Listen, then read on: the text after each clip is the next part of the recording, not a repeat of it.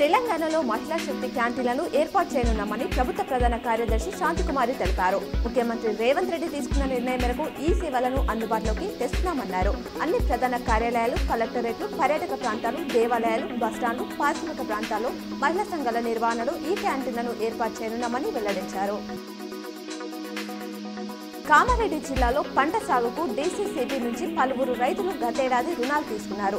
రుణాల చెల్లింపు గడువు ముగిసినా ఎవరు డబ్బు కట్టకపోవడంతో డీసీసీబీ అధికారులు వినూత్న రీతిలో రైతులకు హెచ్చరికలు జారీ చేశారు. లింగంపేట మండలం పోల్కంపేట గ్రామంలో ఉన్న రైతుల పొలాల్లో అధికారులు ఫ్లెక్సీలు ఏర్పాటు చేశారు. చేపలు పట్టేందుకు వెళ్లిన ఓ వ్యక్తి ప్రమాదవశాత్తు మృతి చెందినట్లు ఎస్ఐ సాయి కుమార్ తెలిపారు. బిక్కనూరుకు చెందిన ఆకుల నరసింహులు గురువారం బొబ్బిలి చెరువులో చేపలు పట్టేందుకు వెళ్లి చేపలకు గాలం వేస్తుండగా ప్రమాదవశాత్తు కాలు జారి చెరువులో పడి మృతి చెందినట్లు చెప్పారు. తెలంగాణ ఓపెన్ స్కూల్ సొసైటీ ఆధ్వర్యంలో నిర్వహించిన ఓపెన్ 10 ఇంటర్ పరీక్షల ఫలితాలు విడుదలైనట్లు డీఈఓ దుర్గాప్రసాద్ ఉమ్మడి జిల్లా సమన్వయకర్త తుల రవీందర్ తెలిపారు. 10 పరీక్షలకు జిల్లా నుంచి మొత్తం 1592 మంది హాజరు కాగా 1310 మంది ఉత్తీర్ణులై 82.29% సాధించినట్లు పేర్కొన్నారు. ఇంటర్లో మొత్తం 1699 మందికి 1100 మందితో 64.74% ఉత్తీర్ణత సాధించినట్లు వెల్లడించారు.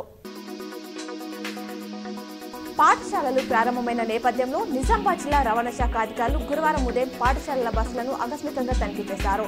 ఈ మేరకు డీటీఓ ఉమామహేశ్వరరావు, ఎంవీఐ కిరణ్ తమ సిబ్బందితో నగరంలోని కంటేశ్వర్ వద్ద బస్సులు తనిఖీ చేసి ఫిట్నెస్లు ఉన్నాయా, నిబంధనల ప్రకారం అన్ని సౌకర్యాలు ఉన్నాయా లేవా అని తనిఖీ చేశారు.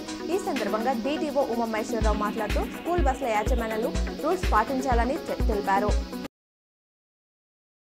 పెద్దపల్లి జిల్లా సుల్తానాబాద్ మండలం కాట్నపల్లిలో దారుణం జరిగింది. రైస్ మిల్లులో డ్రైవర్ గా పనిచేసే బలరాం అనే వ్యక్తి ఓ 6 ఏళ్ల బాలికను అత్యాచారం చేసి హత్య చేశాడు. రైస్ మిల్లులో తల్లితో పాటు నిద్రిస్తున్న బాలికను సమీప బురదలోకి ఎత్తుకెళ్లి దారుణానికి ఒడిగట్టాడు. అతడు బాలికను ఎత్తుకెళ్తున్న దృశ్యాలు సీసీటీవీ కెమెరాలో రికార్డ్ అయ్యాయి.